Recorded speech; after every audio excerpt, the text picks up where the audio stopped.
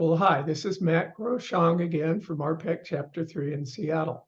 And this is the third and final training session on how to understand and navigate our health insurance options, which can be complicated, with particular emphasis on retirees in the Uniform Classic Medicare plan, since costs are escalating so rapidly for them.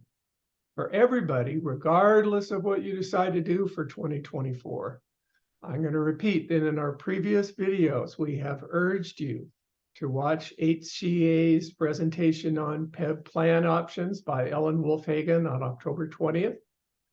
Carefully read the PEBB open enrollment guide mailed to you in late October. Attend webinars offered by each plan. Attend an in-person enrollment fair or virtual enrollment fair to ask questions directly to the various plans all in one place. Also be able to ask those questions to HCA and SHIBA, and ask for help when needed. Now, these are a lot of things we're suggesting to you, and RPEC will be sending out information on all this soon, so you don't have to try to track it in separate places. For today, I think it's fair to say that Tim is going to be discussing the adage of, if you pay more for something, do you necessarily, is it necessarily better? And so when I buy a spatula and I see a $5 spatula and a $15 spatula, if I have the $15, I'm probably going to buy the $15 spatula because it's going to last longer and be a better spatula. And I think what Tim's going to be going over today, and this is new material for me, is that when I buy a healthcare insurance policy, paying more for that particular health insurance policy may or may not be a quote unquote better insurance policy for you. So with that, Tim Smolen, SHIBA Program Manager, is going to, once again, for the third time, we're so grateful for him to teach us stuff about our complicated healthcare system and allow us to weave our way through it. So with that, Tim, I'll hand it over to you. Thank you, Matt. It's a pleasure to be with you again. I am appreciating that we have a bit of a time delay, right? You and I are recording this, and then people will see it in a day or a week or a month, but some time may pass before people review this program compared to when you and I are recording it. But essentially, we've been on the cadence of about one a week, and I just think it has been a remarkable week in between the time that we last talked, right? The Cubs have been eliminated from the World Series, my beloved baseball team, which, not unexpected. And you had a birthday on Tuesday, and my mom had a birthday on Wednesday. The House of Representatives vacated their own sponsor. Just remarkable. And it's going to be 75 degrees on Saturday in the middle of October, which is amazing to me. 75 degrees and dry. So life goes on. Life goes on, right? And so we're kind of rolling. I appreciate your introduction a lot. When you and I and Lori started with these programs, I think we knew that this was going to be one of the most challenging concepts for people. So this program is going to be just a little bit different. We'll have some more math, we'll have some spreadsheets, some more numbers. So for people who prefer that, this will be, a relatively easy experience. And for people who that's a little more uncomfortable, but just to reiterate what you said at the beginning, the object of all of these programs is just to encourage people to reach out and get some help, from somebody that you know and trust. That's our whole purpose in staging these programs, is just to raise awareness and especially to point to places where people can get help. So I'm going to, again, run my own slideshow a little bit. Right, that's always a little bit of a challenge, but let's see how I do here and make sure I have the right program. Are you able to see that, Matt? I am. And I think I have the right program for today. So again, by way of introduction, I'm Tim Smolen. I'm the SHIBA program manager. SHIBA is a public service of the Office of Insurance Commissioner Mike Kreidler. SHIBA is an acronym that means Statewide Health Insurance Benefits Advisors, and I put my contact information up on the screen for you. I am 60 years old. I identify as white, male, cisgender, heterosexual. I'm married to my beloved wife, Stephanie. We live here in Olympia, Washington, with our dog and 2 cats. And I'm coming to you today from my offices in Tumwater. I've got a white shirt and a blue necktie, got my agency lanyard on, and my background is the wall behind me in the office, which is sort of a pale yellow color. I just want to say thank you for inviting us on behalf of the SHIBA program volunteers. Most of the work of the SHIBA program is done by volunteer advisors who are trained by our professional staff. So they will be happy to take a call with you or meet on Zoom or meet face-to-face. And again, want to express my gratitude to the Retired Public Employees Council and Matt and Lori Widener. Derek is our producer today, as well as to Leanne Prelip and the folks at the Washington Education Association, retired, for helping us organize these programs. It really comes out of questions and concerns, as Matt said, that the retirees have as they navigate through plan choices for the year ahead as we approach the open enrollment period or the annual election period for Medicare retirees in the HCA PEBB system. So in the first program, we talked, as Matt said, our focus was really on folks who have uniform medical plan and are thinking about making a change. This is almost certainly prompted by, the significant rate increase year over year from calendar 22 to calendar 23, and then again from 23 to 24. And people are obviously forecasting a trend, which is absolutely realistic. So we just talked about, because for a lot of people, this is a bit of cruise control, right? You had UMP when you were working, and you slid into UMP when you were retired. And in general, UMP gets high marks. People like it a lot. And it's a great plan, but it might be for the first time that people are taking a look around and really considering other options inside the PEBB portfolio. So in the first program, we just did sort of a survey about what the options are inside the PEBB portfolio, as well as highlighting the option to exit the PEBB portfolio, which we'll talk a little bit more at the end of the program today. In the second program, we did a bit of a deeper dive about investigating what your other options are inside the PEBB program, starting from reinforcing the idea that as a condition of being a Medicare retiree, you are enrolled in Medicare Part A and Medicare Part B. So all of the PEBB plans are kind of additive or building on that foundation. So it's as we said in the second program, it's a bit of an investment decision beyond your original Medicare Part A, Part B benefits. How much more insurance do you want for yourself and your family? And how could you go about comparing the options? We spent some time talking about some online tools. We showed some paper versions of tools. I showed you some organic or homegrown kinds of tools that I would suggest to you. And just again, to acknowledge that it's effortful to compare the plans. It's not easy. And we focused in the second program, especially on comparing coverage for prescription drugs and for provider networks. Obviously, people care about more things than just that, but just to sort of sharpen our focus, we're looking there expressly, and we're going to come back to that focus again today. But what we're really going to do in the third program today, as Matt said, is talk about the rates for the plans and what do the rates imply about the value of the plan in general and the value of the plan to you specifically. And I'm going to do that in the context of how Medicare works in the contemporary world. So here's an outline or an overview of the program for today.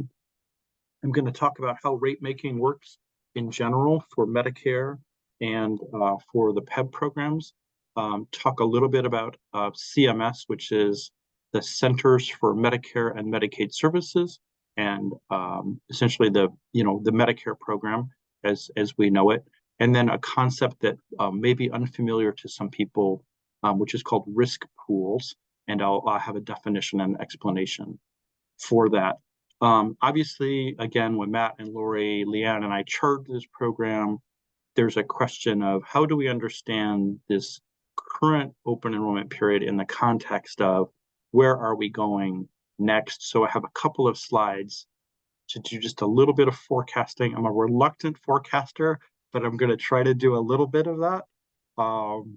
And then finally, coming back to where Matt started, which is we want you to really be your own agent here, to feel a sense of agency. Although there is ample time, there's a whole month, November 1 to November 30, when you can take changes. We're really hoping to get these programs out to you in plenty of time that you can do some research and check in with people that you know and trust, reflect on your own personal needs and preferences, and get to a decision in time, plenty of support from experts, and then feel peaceful about your decision as you coast into the end of the year and the beginning of next year.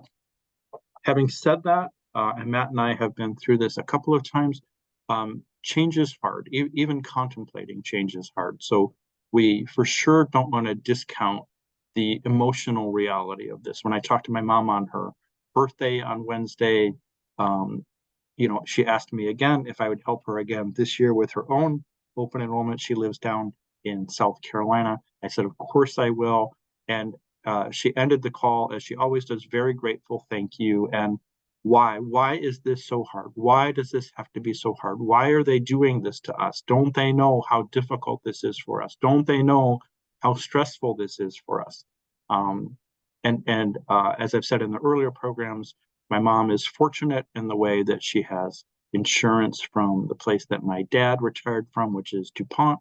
It's a good quality retirement benefit. But every year, this exercise about considering whether you're happy where you're at or you want to make a change just provokes a lot of anxiety for her. So I just want to acknowledge that for many of you, that's also real, and we appreciate that and acknowledge that. And we're hoping that we can provide, obviously, some practical support, but we also want to help ease the anxiety that you're experiencing. As we've talked about in the previous programs, there's a question about why Matt and Tim, and I just want to address that, which is to say we were invited by RPEC to do this program, the Office of Insurance Commissioner in the SHIBA program. Our expertise really is with Medicare and other insurance besides Medicare. We keep track of the changes that are happening. I have previously worked at the Washington State Healthcare Authority. Ellen and other folks are colleagues and friends. I have tremendous amount of respect for them. And so this is not about instead of HCA or the health plans or CMS, Social Security. This is just, we're coming alongside to supplement the great work that they're doing. And I'm going to refer to some of their work in this program, which is a sincere appreciation. We just feel like more support and more points of view, and maybe just hearing it a little bit differently or seeing it a little bit differently can be helpful. But big respect for our colleagues out there in the other agencies.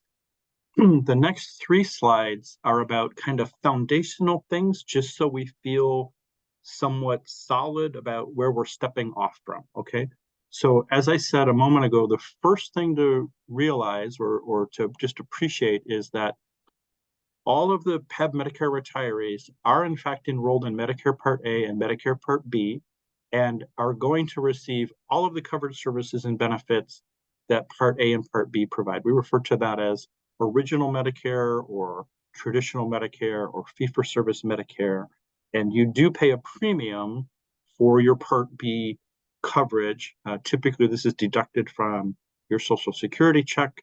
At the time Matt and I are recording this, it's $164.90 for 2023. It'll, of course, be more next year. We'll know soon what the figure is for that. But you are enrolled in and you will continue to be enrolled in Medicare Part A and Medicare Part B. Second kind of foundational concept is that any coverage you invest beyond that, whether it's inside the PEBB portfolio or outside the PEBB portfolio, is an investment decision that you're making about how much more insurance do you want than that.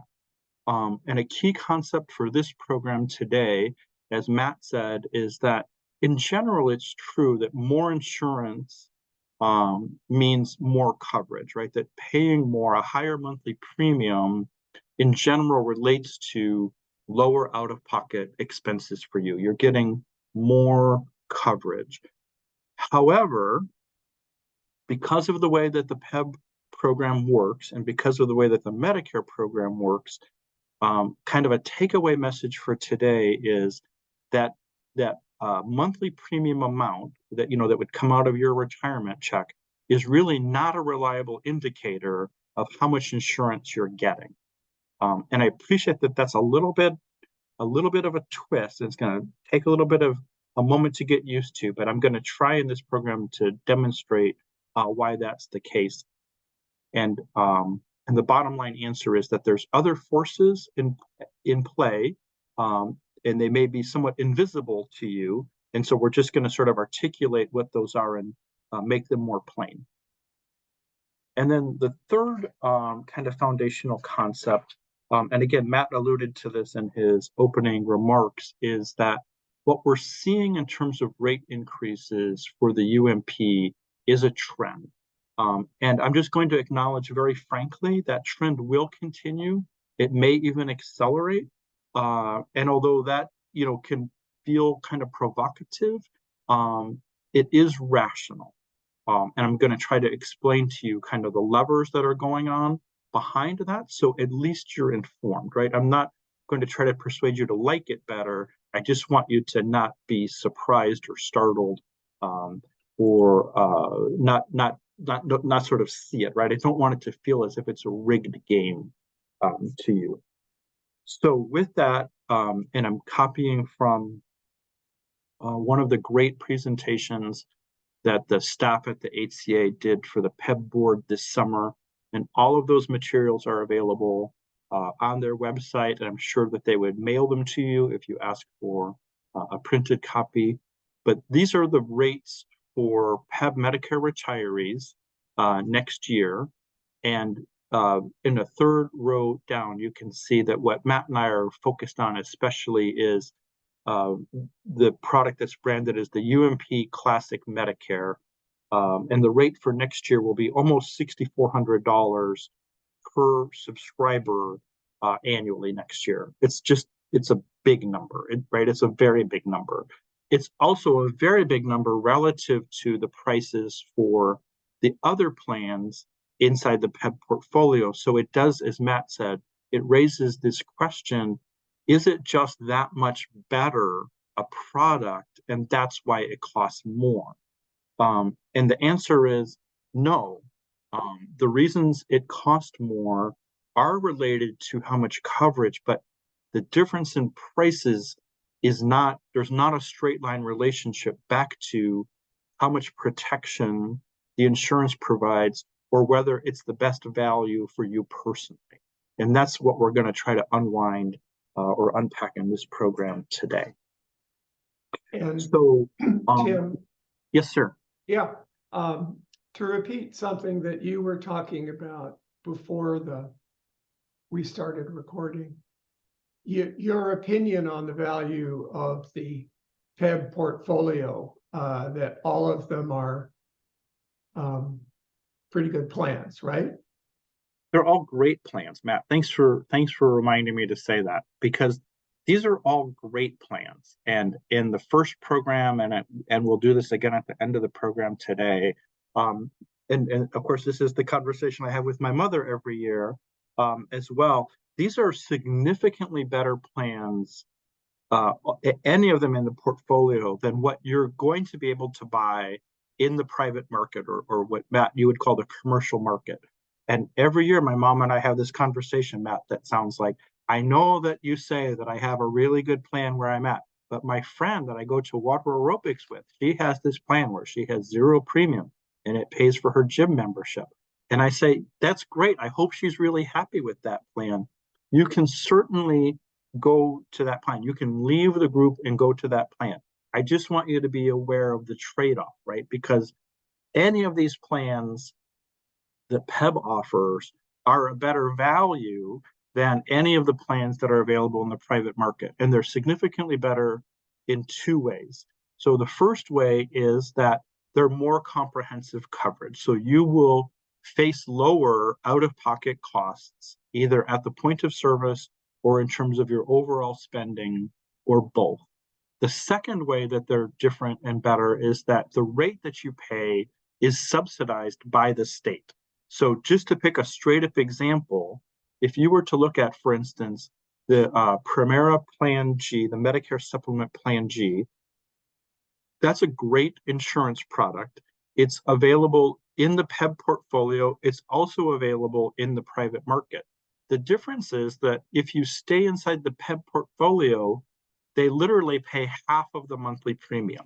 So you're getting the same product for half the rate, right? So that is always the case, that a significant benefit is that these plans are subsidized by the state of Washington. The second benefit, honestly, is that they just provide more coverage. They really do. So what we're really talking about here is comparing the relative value of the plans inside the PEBB portfolio, but compared to any of the plans in the private market, this is better insurance. So these are all quality plans. It's just a question of teaching us a better way or a more sophisticated way of comparing them. But these are all great plans. Thanks for that, Matt.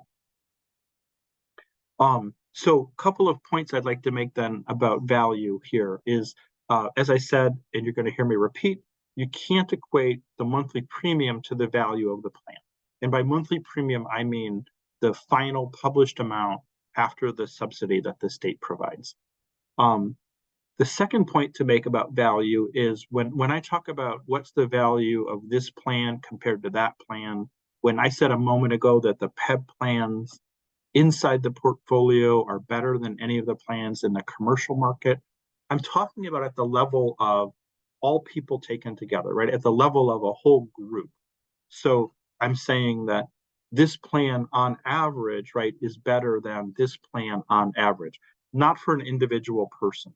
And that's the third point. The value of the plan is very personal in the way that some people care more about some things than other people do.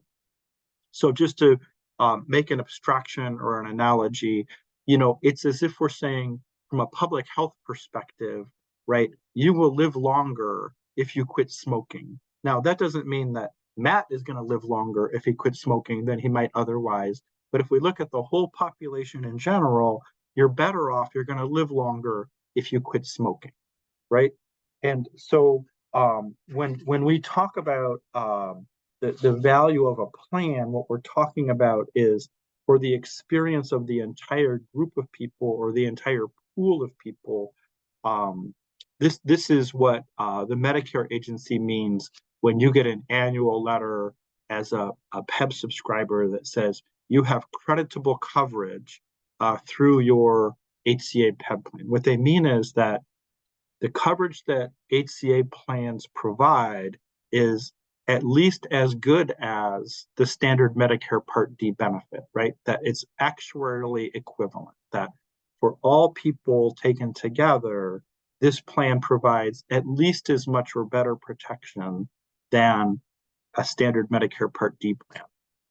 It doesn't mean that on a case-by-case or drug-by-drug basis that this plan is better than this plan. It just means that kind of all in, right, it's better. So when the stock market is up, that doesn't mean your portfolio is improving. It just means the market is better, right? Let's go to the next slide now. So when I talked about other forces that are influencing this or other things that are kind of happening in the background that we want to try to articulate or bring to light, there's 3 in particular that I want to highlight today. So the first is what we refer to as the explicit Medicare subsidy. So this is the amount that the state is contributing. This is a line item in the operating budget that says the state is investing in subsidizing premiums for PEBB Medicare retirees. And I don't have a policy point of view about whether we should do this or whether it's the right amount or whether the formula is right. I'm just saying it's a factor that has an effect of distorting that sort of premium to value comparison.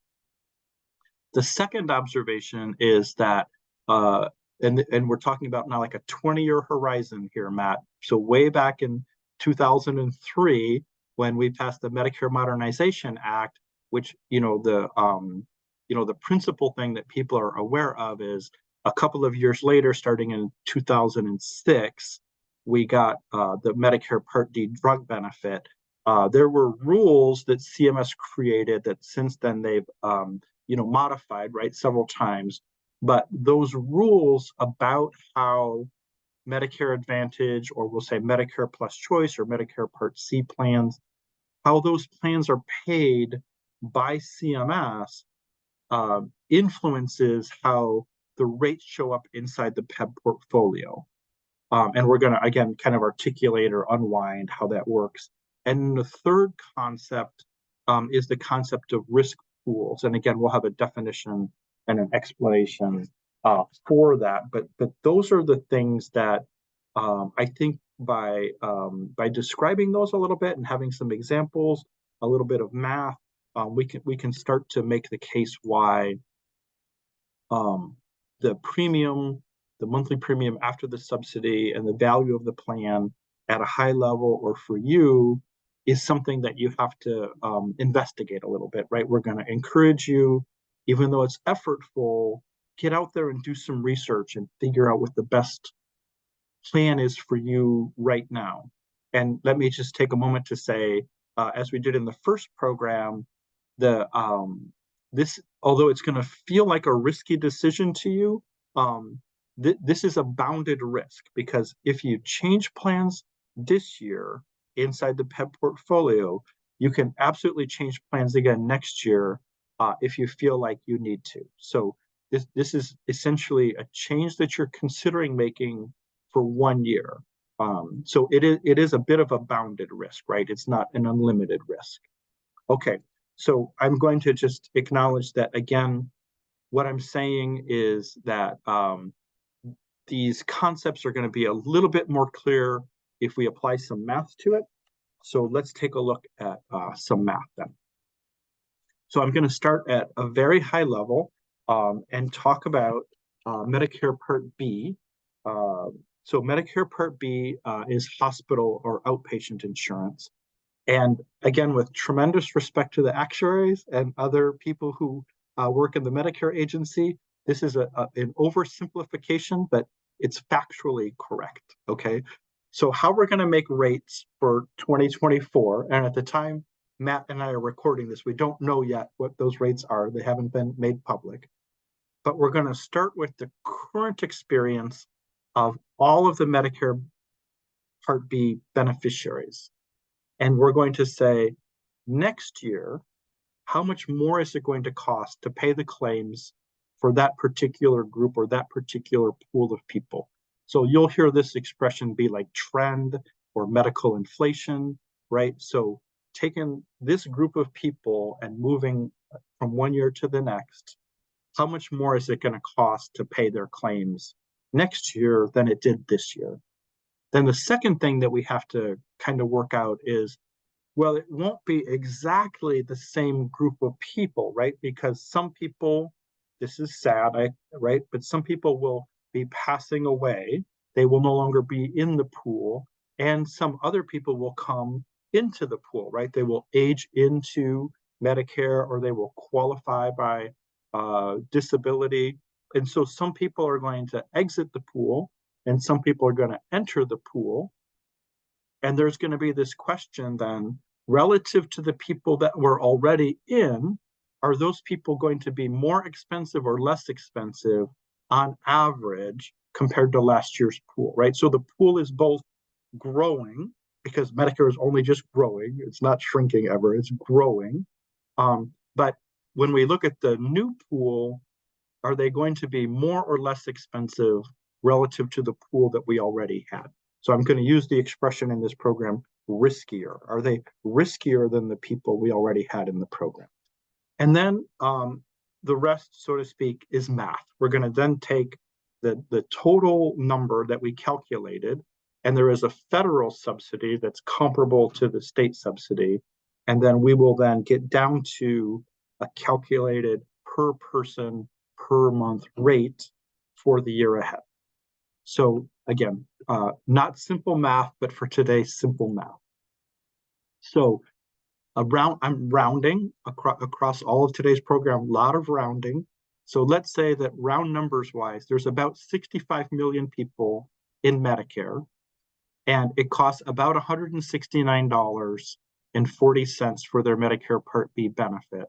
So that rolls up to $132 billion, which is what Medicare beneficiaries themselves are going to pay. And then the rate is subsidized to the tune of 3/4 with funds from the US Treasury. So all in, we need about $528 billion. Okay, so this is one of those things that people don't always appreciate or know about Medicare insurance, but that Part B premium, and I'm acknowledging it's a big number, right? $164 is a big number. It's going to be more next year, so it's still going to be a big number, but it is subsidized. So when we think about how much does 65 million people in Medicare cost, appreciate that people who are actual beneficiaries are only paying 25% of that cost, and the other 3/4 is paid out of the US Treasury, taxpayers like me and you. Why do you care? Why do I care? Why am I including this in the presentation today? It's a bit of a warm-up exercise, right? Because this is fundamentally how we make rates for the Uniform Medical Plan. And that applies both to PEBB Medicare retirees as well as active employees in the PEBB pool. So let's walk through that calculation then of the premiums for people like Matt, who are PEBB Medicare retirees. 5 steps, okay? Step number 1, how much is this whole package of benefits going to cost? And by package of benefits, again, I mean the Medicare Part A, Medicare Part A, Part B benefits, as well as the benefits for things that are not covered by Medicare, which includes the cost sharing, prescription drugs, other medically needed services. So how much is that package going to cost? Then we're going to subtract from that package the amount that Medicare pays to providers for services that are covered by Medicare Part A and Part B, right? So the remainder is what, and this is a sort of term of art, we're going to call bid rate. So the bid rate is how much then do we need to collect from subscribers or the state subsidy, right? It's essentially the remainder after Medicare payments. So we're going to then subtract the bid rate from, we're going to subtract the subsidy from the bid rate to get down to the amount that an individual subscriber, Matt Groshong, is going to pay. And then we have to then do this exercise where we say, well, lots of people are not single subscribers, right? We have a subscriber and a dependent, or more than one dependent. Sometimes they're both in UMP. Sometimes one is in UMP and one is not, right? And so starting from that single subscriber rate, then we generalize the rates to all of the other combinations that are possible for dependents. Okay, so here then is a picture that describes the math. Again, friends, I am generalizing, I'm rounding, right? These are not real numbers. and there's some complexity that we're not discussing just so we can move through this in a timely way, but it's factually correct. Okay, it's not misleading, it's factually correct.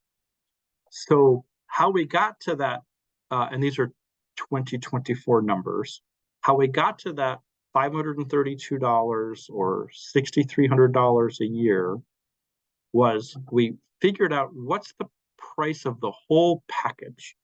And we said, round numbers wise, about $1,400.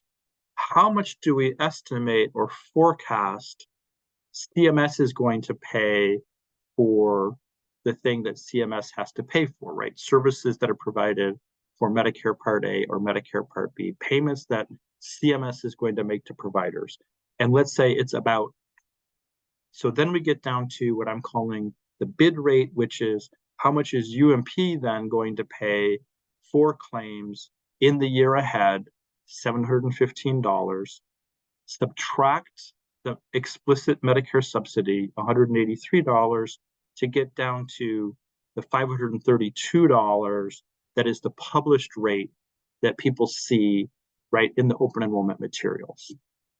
Okay, so one more picture then about the application of that subsidy. Again, it goes to the bid rate. So for UMP, about $715, take away $183, gets you down to $532. The rule about the explicit Medicare subsidy is $183 or half of the cost of the premium. So you see that in the case of UMP, it's $183. In the case of the Plan G for retirees, it's half of the premium.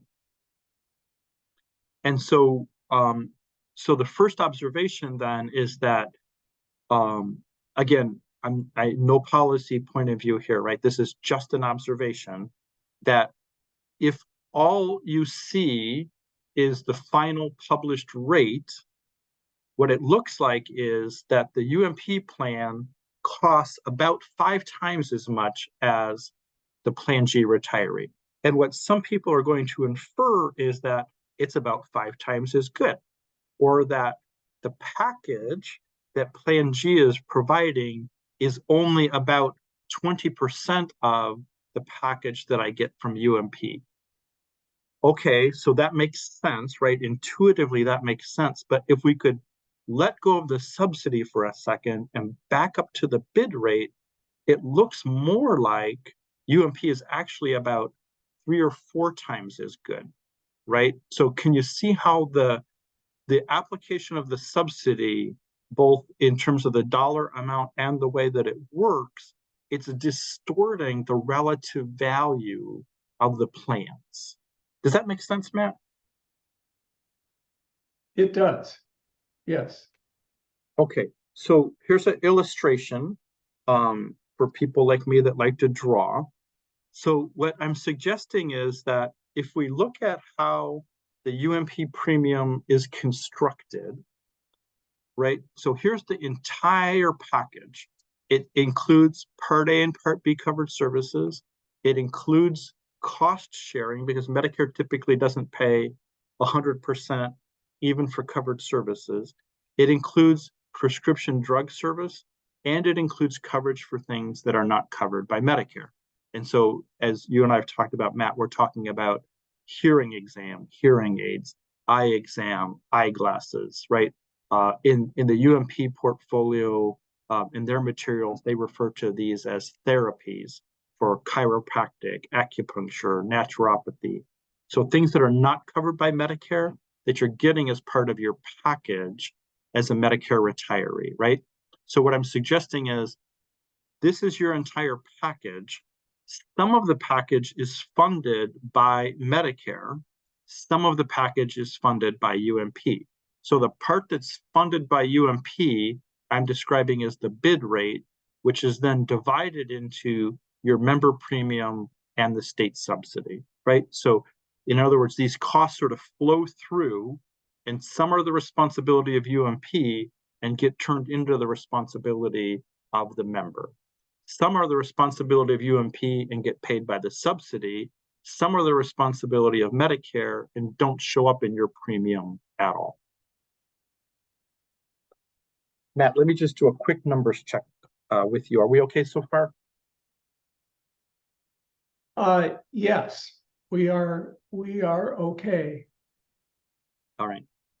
The first two programs I ran way long, so I'm trying to be a bit more disciplined this time, but I don't want to rush through this either.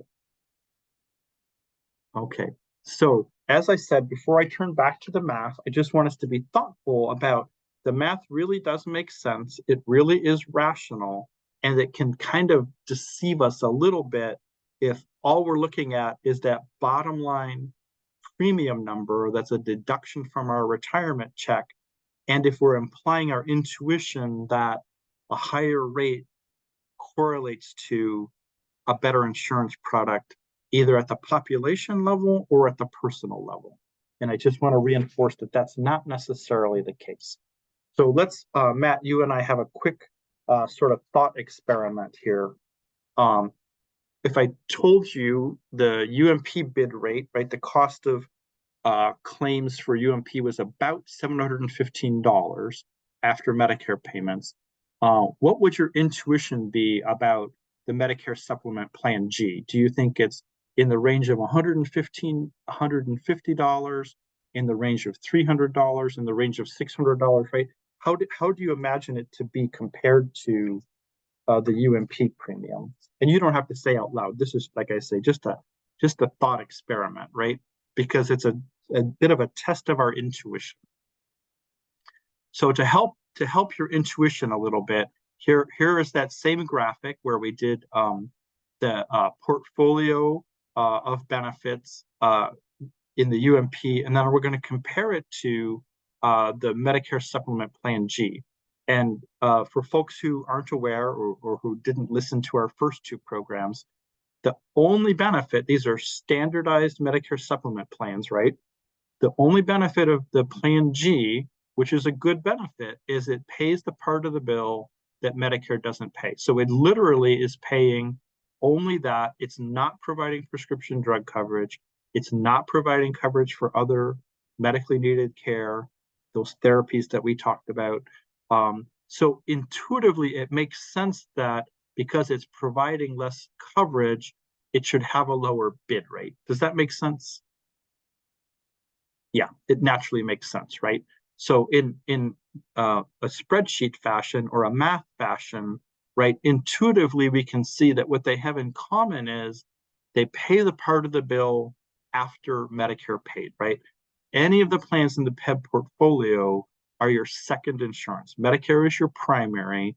Any of the plans in the PEBB portfolio are secondary, but the package of beyond Medicare payments is bigger, it's larger for UMP, it's smaller for Plan G. So intuitively, it makes sense that it's going to have a smaller bid rate, and in fact, it does. The bid rate for 2024 for a person over age 65 who elects Plan G is about $200. And this is the case where our intuition aligns to the reality. But again, when we apply the explicit subsidy, it's somewhat is going to distort that effect. So what started out as being a pretty good reliable comparison of the relative value turned out to be a less reliable indicator after the application of the subsidy. So the subsidy is the first force that is somewhat distorting or potentially deceiving us about the relative value of the plan or the equation between how much coverage and what we're paying as a payroll deduction or out of our retirement check.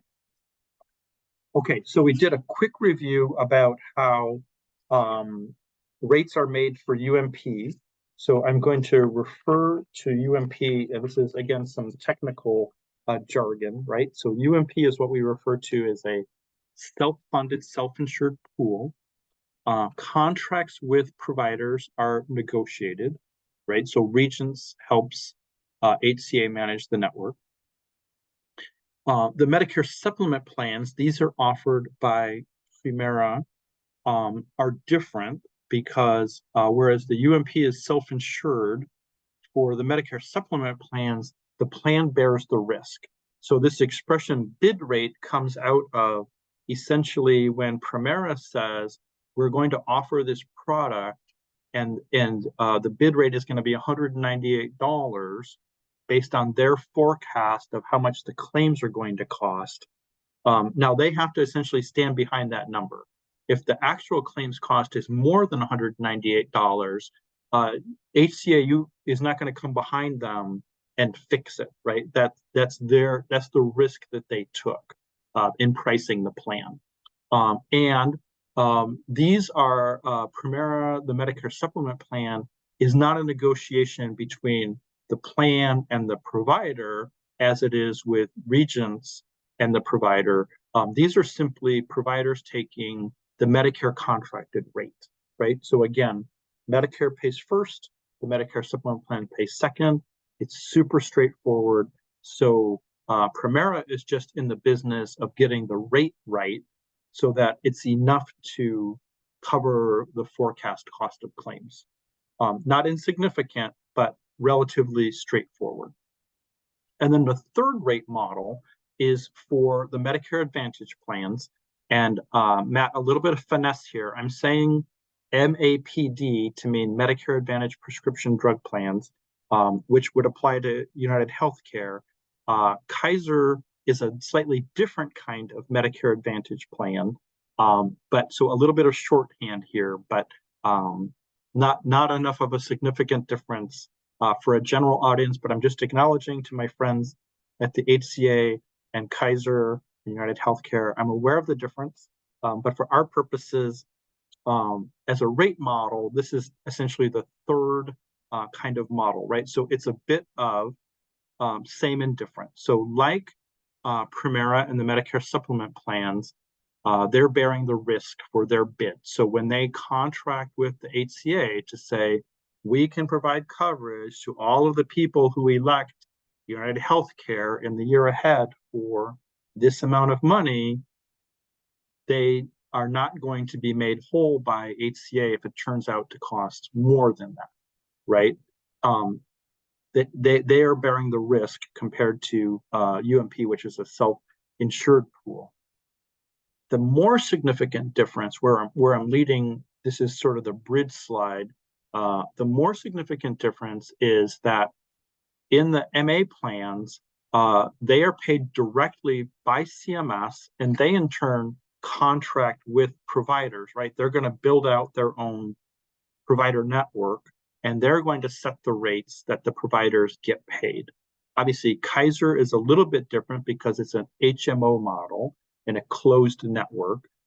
So most folks who are Kaiser providers are employed by Kaiser, compared to United Healthcare, where they're contracting with independent providers. But the significant point here, as we're going to see in a moment, is that the Medicare Advantage plans kind of intervene between the providers and CMS. And so providers are paid by Kaiser or by UHC compared to being paid by Medicare directly.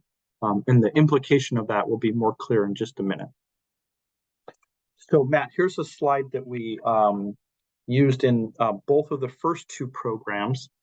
Everyone in PEBB, as well as anyone who's not enrolled in employer group plan, faces this fundamental choice about how will you receive your Medicare entitlement.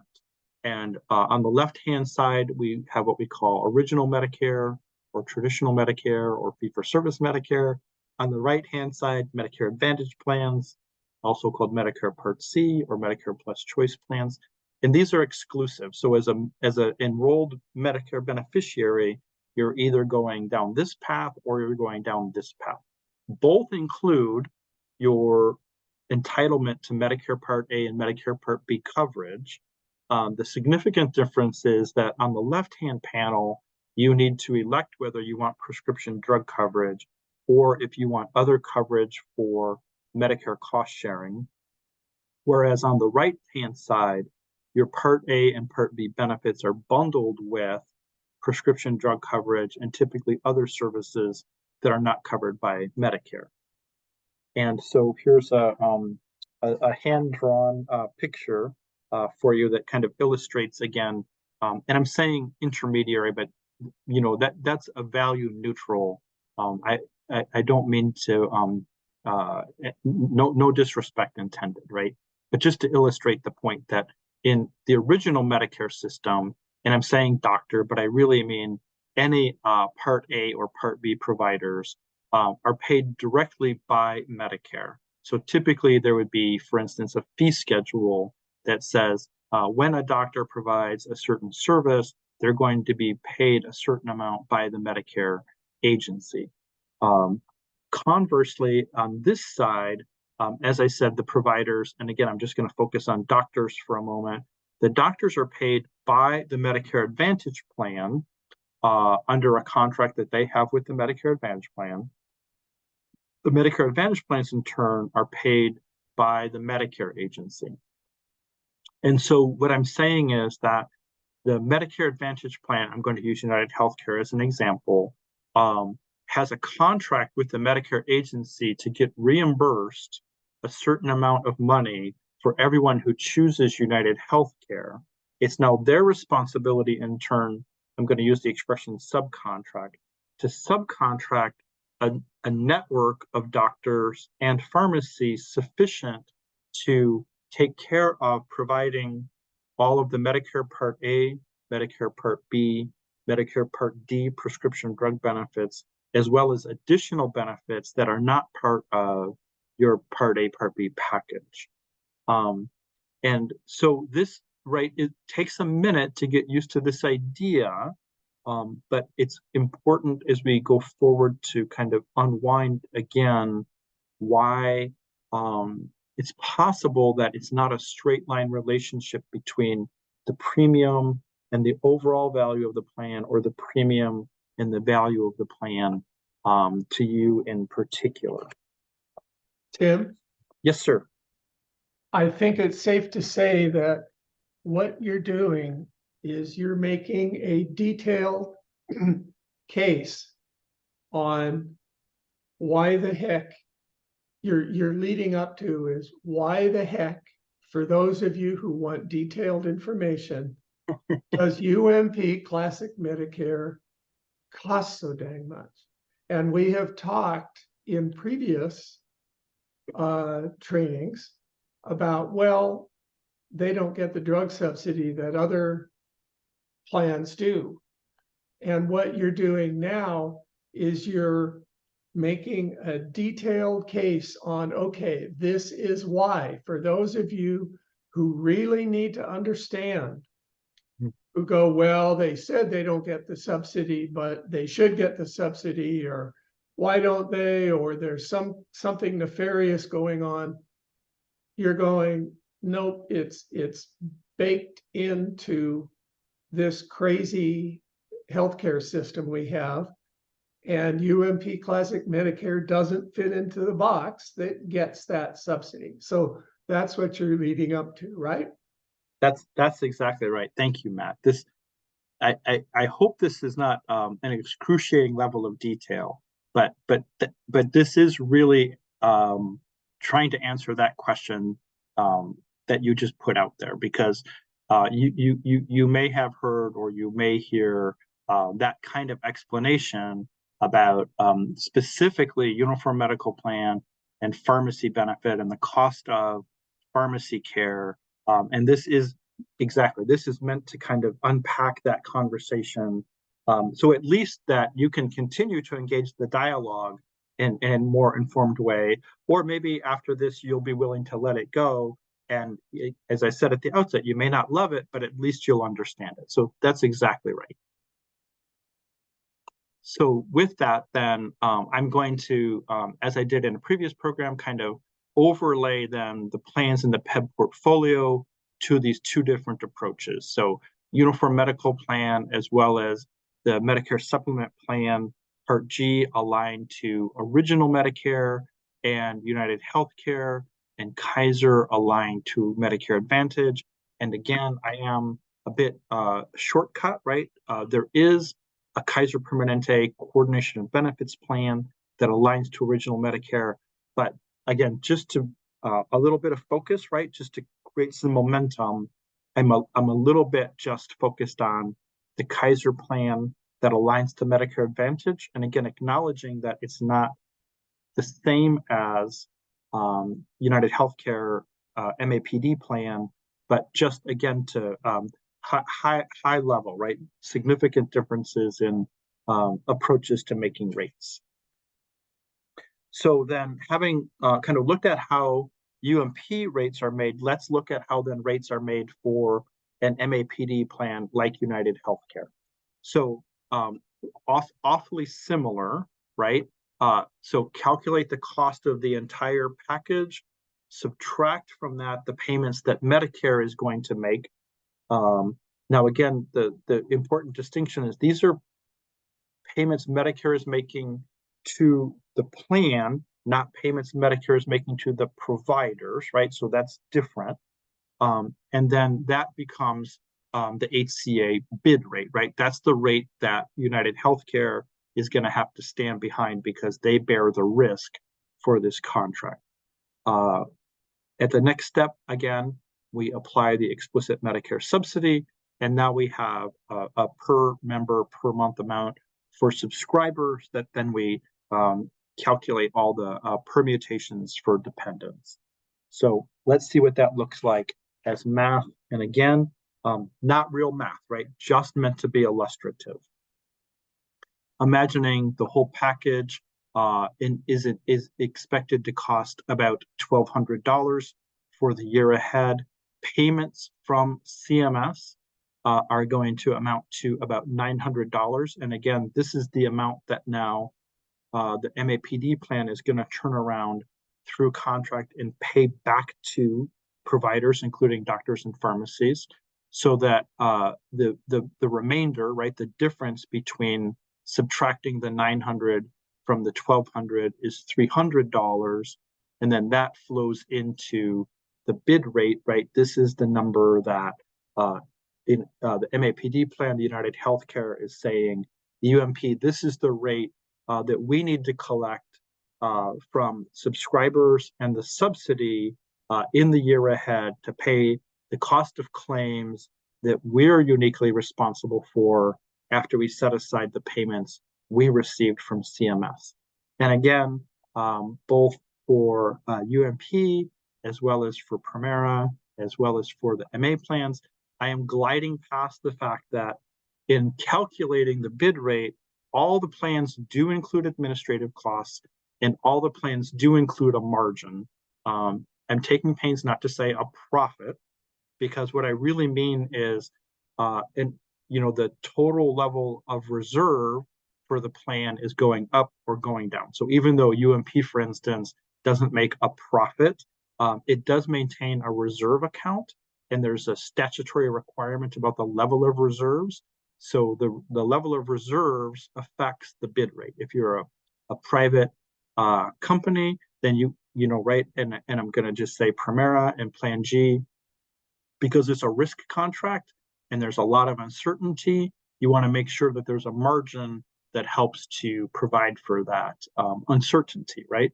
And then, of course, all the plans, there's a small, and it really is a small number, friends. The administrative cost, I know there's some mythology about this, but for none of the plans, the administrative cost is not driving the bid rate. It's the claims cost.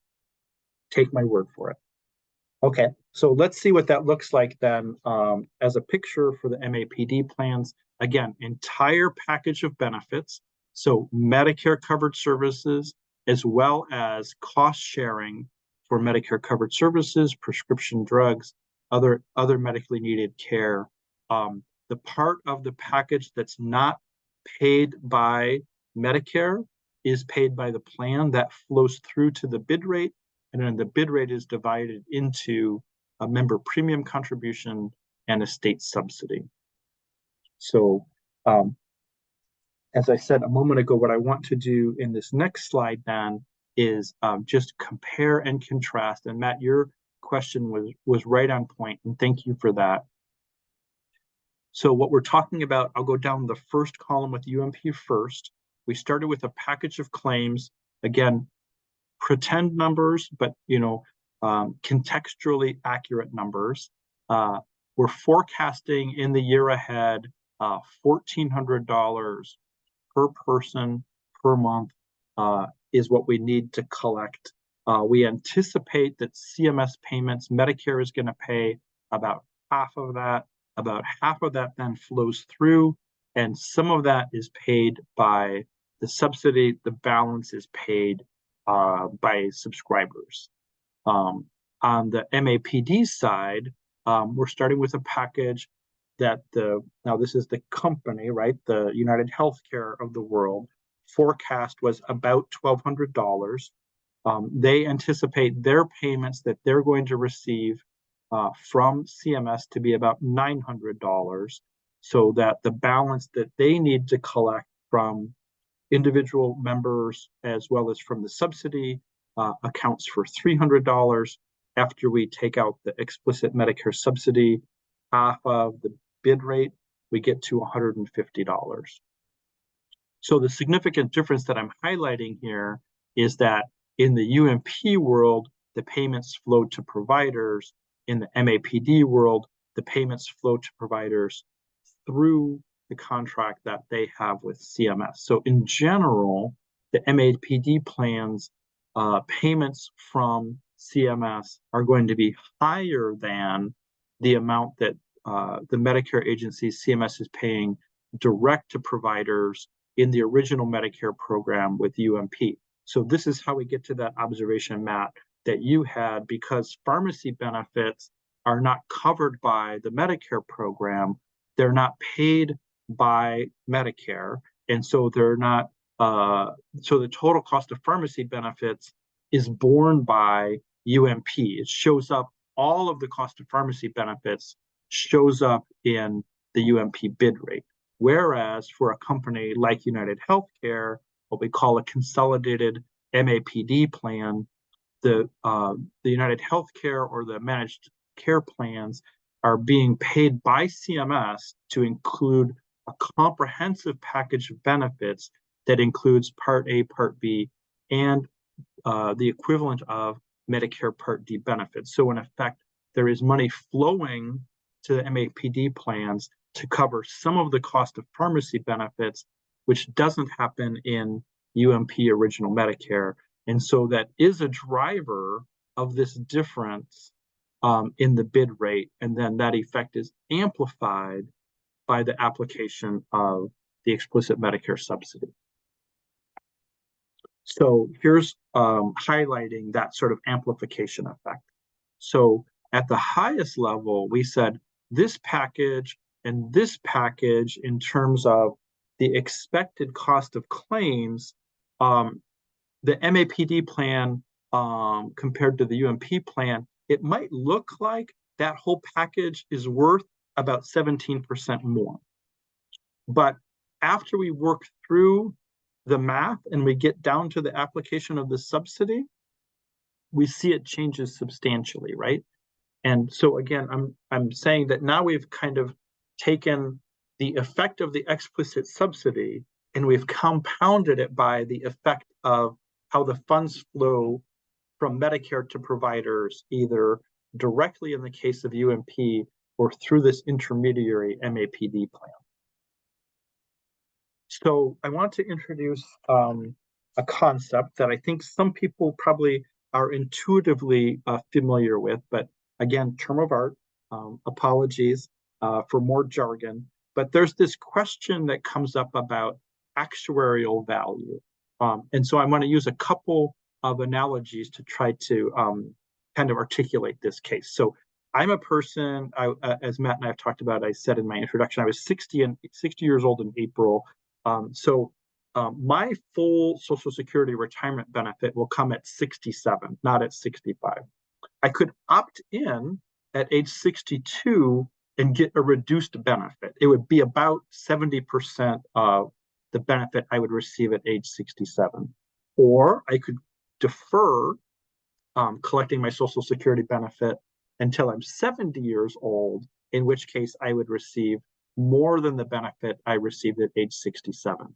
But what the math is going to ultimately say is that whether I choose at 62 or 67 or at 70, the Social Security Administration has already done the math and figured out that over the course of my lifetime, it's going to be the same amount of money to them, right? And those of you who are in the HCA PEBB world understand this because you have these options about things like survivor benefits. So if you elect just yourself compared to elect a subscriber, the amounts are different because the state employed actuaries have done that math and said to the state over the course of a lifetime, it's going to be the same. So you can elect how you want it to show up, right? And so I think some of what we've got going on here, Matt, is that people are applying this intuition that they have about things like survivor benefits or Social Security to this problem and saying, oh, if this one is $1,400 and this one is $1,200, then they're actually not actuarially equivalent. This is just a better plan. It really is just that much better. And what we're saying is it's probably not the case, or at least it's not necessarily the case.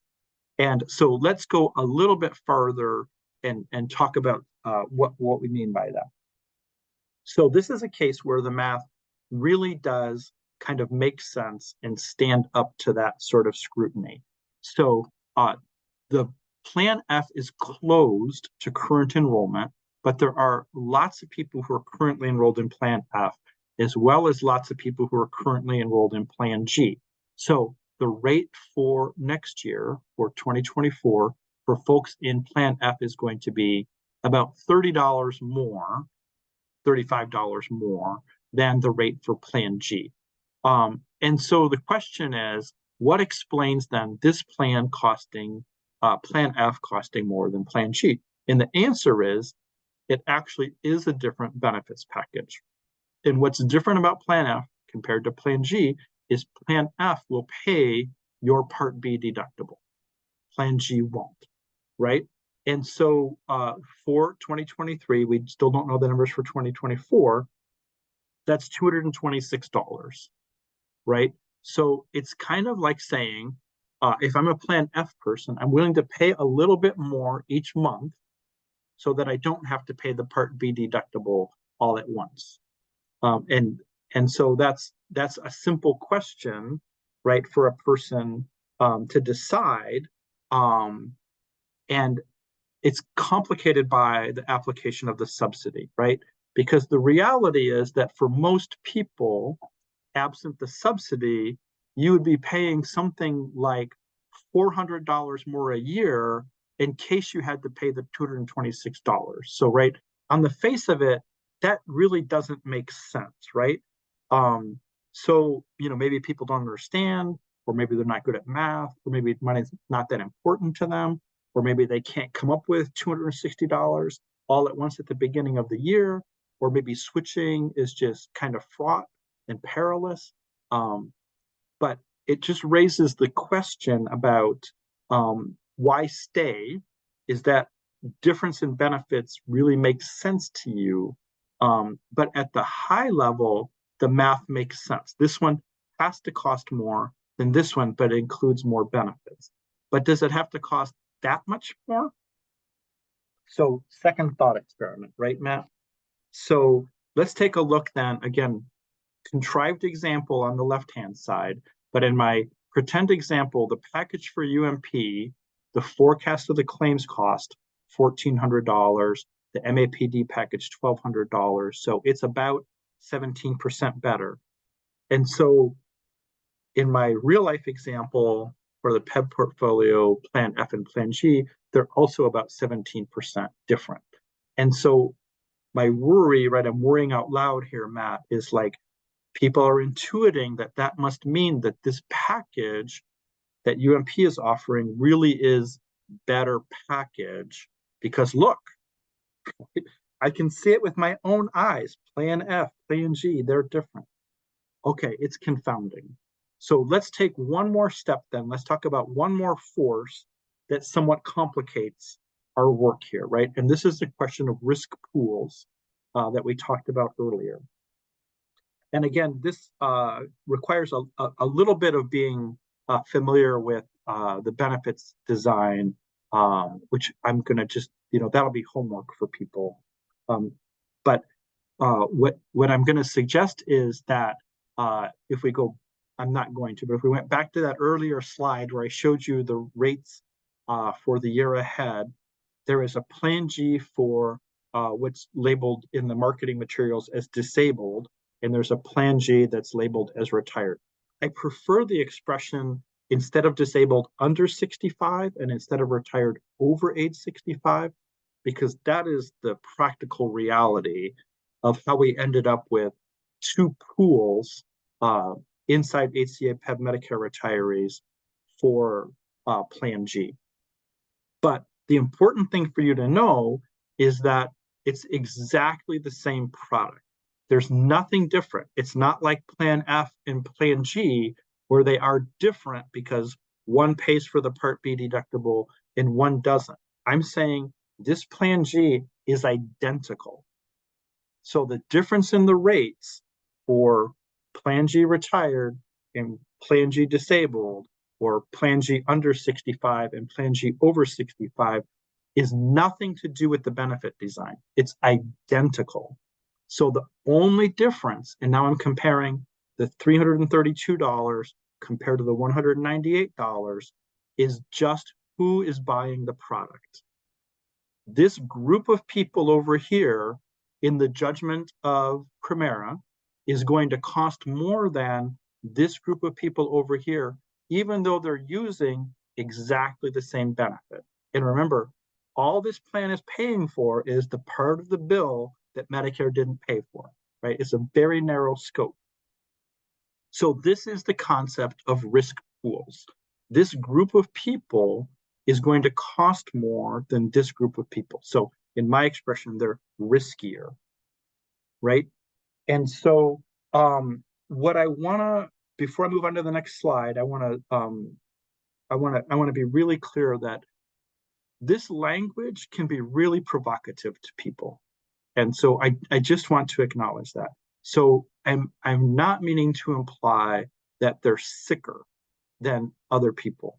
And when I say that they're riskier, I mean the whole group of them, not person to person, not Tim to Matt, not Tim is more expensive than Matt, or Tim is sicker than Matt. I'm just saying, if we look at who this group of people compared to this group of people, the forecast is that using exactly the same benefits, some are going to cost more than others, right? In other words, they're going to make more demands on the system. The insurance company is going to pay more for treating this group of people than they are going to be treating this group of people. So I'm really striving not to for this to be a value neutral conversation, right? Because this is just down to a forecast about the math, and I don't want to sort of dehumanize this conversation in any way. The other point I want to make before we move on is that what's different about these two groups is it's not discretionary, right? If you choose this plan and you're under 65, you go in this pool. If you choose this plan and you're over 65, you go in this pool. It's not discretionary, right? And if you started in this pool when you were 64, a year later, you're going to be in this pool because now you're 65, right?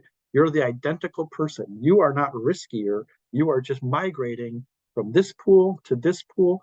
And it's not a choice you made. It just, right, it was like en passant, right? It just happened along the way. Okay, so fast review then.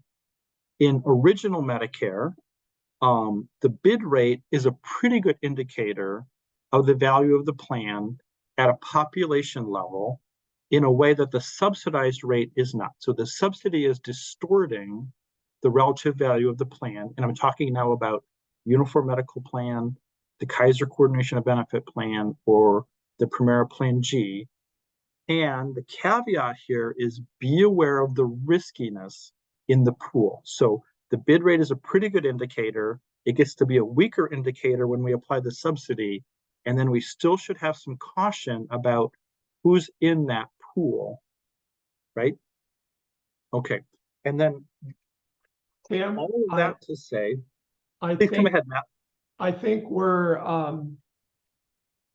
we've been running, I think, over an hour so far, so we might need to tighten up a little. Thank you for that. I'll pick up my pace. Appreciate the coaching.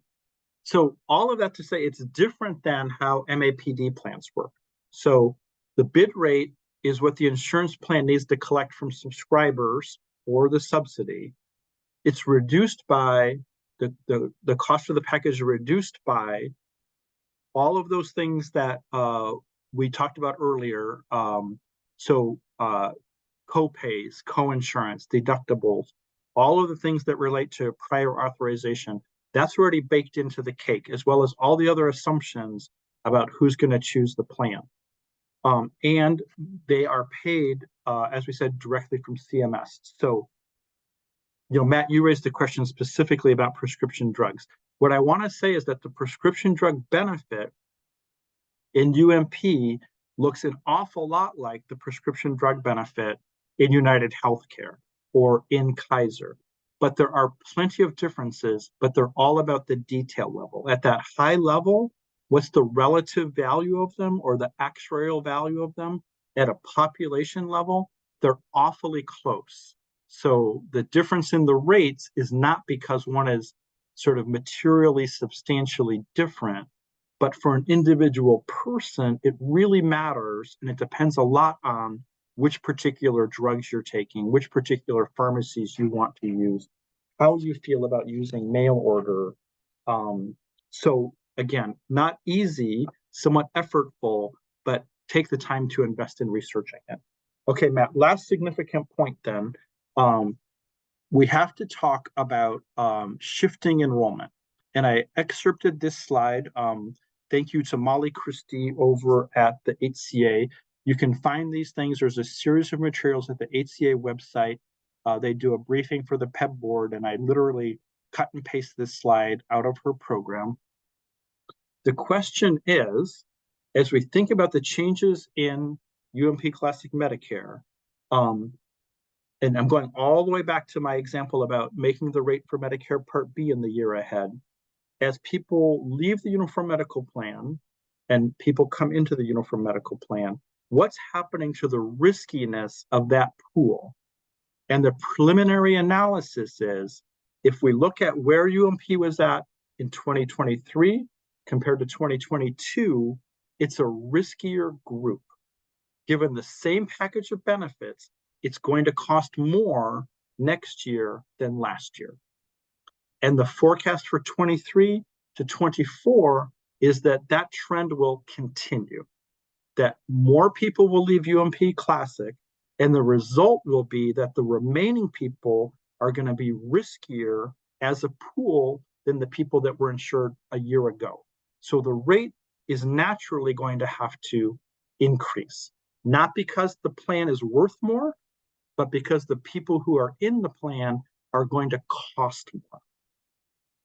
Okay. I think that's a really important concept. UMP Classic Medicare is a truly excellent plan,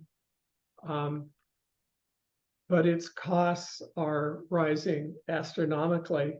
And what you're saying is simply this: the people, after 10,000 people moved out, 10,000 subscribers moved out, you got the remaining people in UMP Classic Medicare. It's projected they're going to cost more. You can even take out the less healthy, more healthy thing. That pool is going to cost more than they did before because the pool has changed. Yes, sir. And that's yet another factor in what you're talking about. It's rational that the cost in the future years of UMP Classic Medicare will be rising relative to those of the other plans. Yes, sir. So let me provide an example. And meaning no offense to my friends at the HCA or Molly. This is a contrived example, right? This is not real life, but just meant to be illustrative of the effect that we're talking about. So imagine that we started with a current premium rate of $517. Let's assume a rate of medical inflation of 5%. So it's just going to cost more because everything costs more, right? And let's also then amplify that effect by saying that who remains in the pool after the enrollment shifts is a riskier group of people, so that on average, everyone taken together for the same services, right, for the same benefit package, they're going to be more expensive. In that way that we said, two Plan G pools, right, are different. And then let's make one more assumption, which is that the expensiveness of them is not related necessarily to services covered by Medicare Part A or Medicare Part B, but it is the prescription drugs. It is the other services and therapies. And so that the relative amount that Medicare pays declines a little bit, right? So that has a negative impact on the bid rate. And then let's just assume that the subsidy remains unchanged.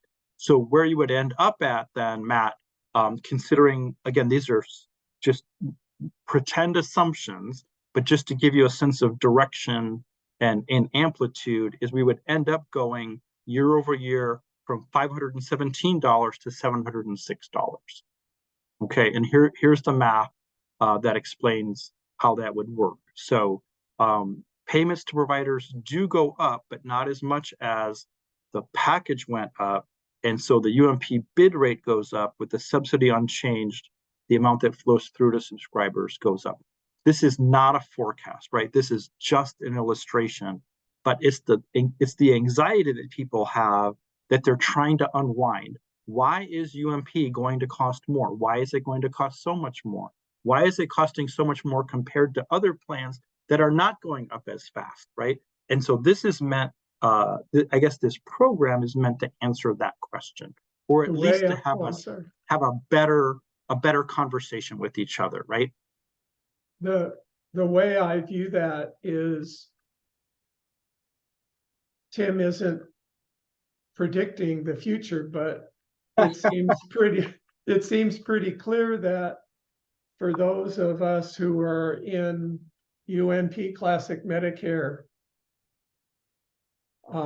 there's a trend going on here.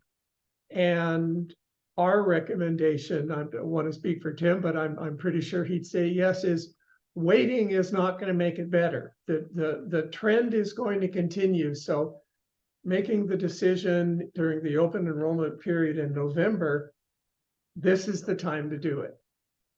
Absolutely. Yeah, waiting is not going to help. And you might as well do it now and wade into it and get help. And I would say we're not suggesting you change. We're just suggesting you engage the conversation. And again, it's not easy, but we're suggesting, kind of like Matt said, wade into it. You don't have to go it alone. There's plenty of support out there. And if at the end you decide that this is where you want to be, maybe it's where you want to be for all time, that's great. You have all my support. You have all Matt's support. We just don't want someone to get on the other side of this in January, see this payroll pension check deduction and go, $532, how come someone didn't tell me? That's a bad outcome, right? So we just want you to engage the conversation. And it's really true that some people are going to conclude that that's where they want to stay. Even if it goes to $700, that's where they want to stay. Perfectly fine. For me and Matt, it's just about raising awareness, just so you are eyes wide open. So couple of key concepts that we covered in the first program. Prescription drugs, super big deal. So check out formularies first of all. It's going to be challenging and effortful, but reach out to the plans. As Matt said, they're very accessible. Second concern is going to be about providers.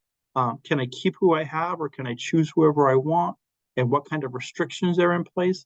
Again, reach out to your plan directly. And then this is just some advice that I'm repeating from the second program. Be really clear about, don't just rely on the directory. Don't just talk to your doctor. And Matt has a perfect script. I'm a Medicare retiree with UMP.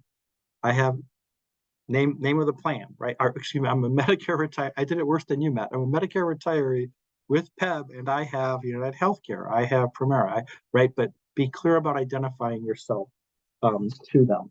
So there's going to be people who are going to say, I'm staying. I'm so committed to this provider or this model of care. Get it.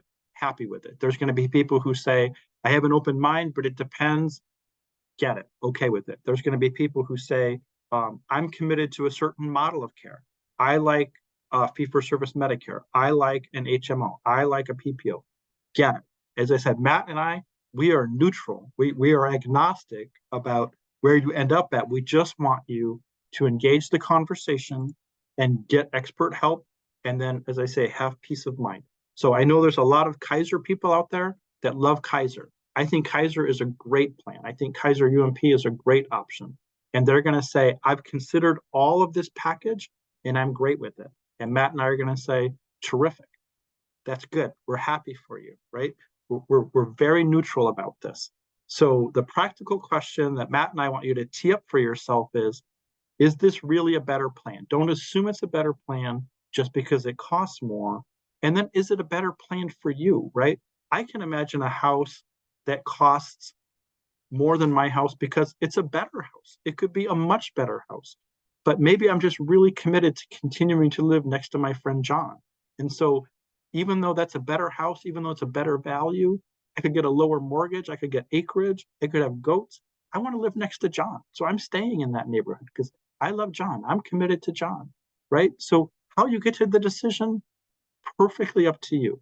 All we're trying to say is just eyes wide open, right? And then I'm repeating myself, it's an investment decision. As Matt said, he and I had this banter before we started the program, and he likes this analogy that I use. So I'll do it out loud for you, Matt, which is like, it comes time to buy a car, and my number one concern is I want a station wagon because I'm putting my dog in the back. And Subaru makes a station wagon, and BMW makes a station wagon. And meaning, no disrespect to the people at Subaru, I'll bet the BMW is a better station wagon than the Subaru, but it costs significantly much more. And so I just made a personal decision that I could have a smaller car payment and do something else with the money and be okay with the Subaru. And so Ruben the dog just happily riding behind the Subaru, and I drive by the BMW dealership and I say, man, that is a really good looking station wagon car, but I feel okay about it. And that's where we want you to end up at. Last couple of slides. I want to acknowledge that everybody struggles every day, and some people struggle harder than other people. There are people who have very low incomes, including people that are in PEBB. There are plenty of retirees that have a very low income and could qualify for extra support. And so I just want to highlight that one of the things that our volunteers can help you with, and if it's not you, please consider reaching out to someone else that you know. There are programs that would pay for your Medicare Part B premium, that would help pay for the Medicare deductibles and coinsurance. Enrolling these plans would not affect your eligibility to be enrolled in the PEBB programs. It's an online application, and there's plenty of help for doing it. There's a comparable program for paying for prescription drugs for Medicare. Same application, same amount of support. Matt asked me to talk explicitly about dental insurance and other what we call post-employment benefits. Please consult with the HCA. I can tell you just straight up that you cannot continue your dental insurance if you exit the PEBB portfolio. For some people, that's a really big deal. For some people, it's not a big deal. If you're thinking about the fact that there are these Medicare Advantage plans that say dental benefit, yes, it's very limited. Be sure to scrutinize it and be aware that leaving the PEBB portfolio has significant consequences, including that you probably cannot go back again. So if dental care or oral health care is a really big deal to you, start with your provider. Start with somebody that you know and trust and you're seeing, and find out what options you have working with them. Two more slides, as Matt said, by the way, of kind of forecasting. We're getting older, including me and Matt. Matt had a birthday this week. Congratulations. Happy birthday, Matt. So here's some data from the Office of Financial Management based on the 2020 census. about 17% of us are over 65. And in the next generation, that number is going to go to 23%. So we are becoming a much older group of people very quickly. And you can just imagine a generation later, all of those 65-year-olds are going to be 85-year-olds. And that has real implications for the Medicare program and for the PEBB program. And then here's a number kind of zooming out a bit about Medicare in general. You can absolutely bet that conversations about entitlement programs like Medicare and Social Security are going to be front and center for the Congress. And so the advocacy of RPEC and WEA and other groups is essential. Medicare currently accounts for 21% of all spending of the federal government and 10% of the global budget. So when something is 10% of the budget, it starts to attract people's attention. And then last, I just want to say, thanks for tuning in. Thanks for taking advantage of RPEC, the HCA, the health plans. Most people make these decisions without help, which is super unfortunate. So please don't do that. Get some help. Again, top of mind is HCA, great website, great people, benefits fairs, like the kind where you go meet somebody at the table and they have swag, virtual benefits fairs, or the kind where you tune in online and you watch while you're cooking in the background, open enrollment webinars. You can like tune in real time and listen to Ellen or other people describe the program and take questions. Here's a brief glossary because Matt and I covered tons of jargony stuff for you. And Matt, that's what I have for us today. And as usual, I'm over time. Oh, Tim, thank you. This whole proposition of these videos started because the healthcare situation in the United States is complicated. The PEBB choices are complicated. It's not because people are trying to make this complicated, it's that it is. But RPEC members needed more help. And thanks to you, Tim, we have more help. We have more of a structure in which to do our research. And thank you so, so much. I can't tell you how much we appreciate this. It's honestly my pleasure, Matt. And it's been great working with you and Lori and Leanne. And thanks so much for the opportunity. Yeah, it has been wonderful. I've really enjoyed working with you. And I'm looking forward to Ellen's program on the 20th. Ellen's program on the 20th. And my journey, as I mentioned at the beginning of the first training session, was last year at this time, I was in exactly the same place as many of you. As I was going, I've been with my plan for 30 years and it was so stressful. And if I'd had this training with Tim, I'm sure I'd still be stressed, but I wouldn't feel alone and I would feel normalized. I would also say it's great with me, no matter what decision you make. I urge you, though, to not just let it ride, to not just let whatever plan you're in roll over without doing any work at all. It's important to do some work in healthcare. I think it's different than auto insurance, not that auto insurance isn't important, but given the trend in, for example, UMP Classic Medicare with the premiums rising so rapidly, it really is important to go, wait a minute, I've got to do some work. I don't want to, but I got to. With that, thank you again, Tim. Thank you, WEAR, SHIBA, RPEC, and onward and upward. And Derek, thanks again for being our producer in the background. Very grateful. Thanks, Derek. You're welcome. See you all. Thanks, guys.